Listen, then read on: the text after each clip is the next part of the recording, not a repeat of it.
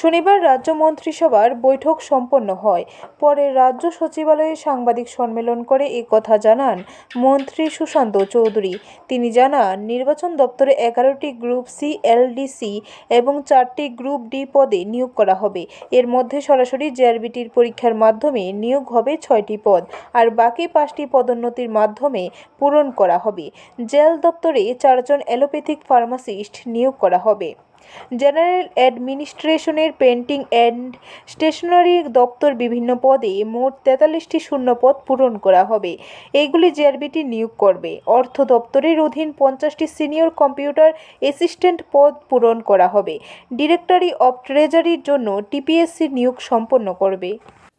সাংবাদিক বন্ধুরা, আরেকটা গুরুত্বপূর্ণ সিদ্ধান্ত যেটা গ্রহণ করা হয়েছে, creation and filling up of 50 posts of senior computer assistant group C non-gazetted for the Directorate of Treasuries and Accounts under the Finance Department.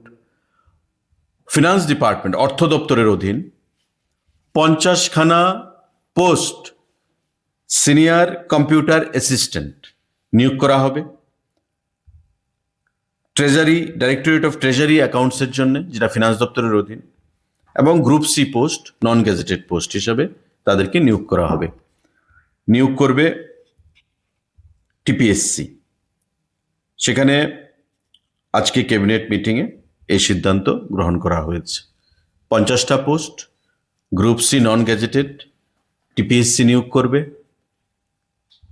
Finance দপ্তরের অধীন directorate of treasuries and accounts যে দপ্তর রয়েছে, সেই দপ্তরের জন্যে পোস্টের নাম হচ্ছে senior computer assistant, SCA abbreviation.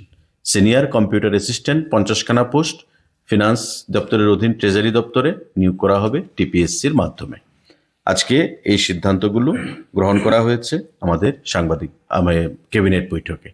Bureau report, খবর ত্রিপুরা।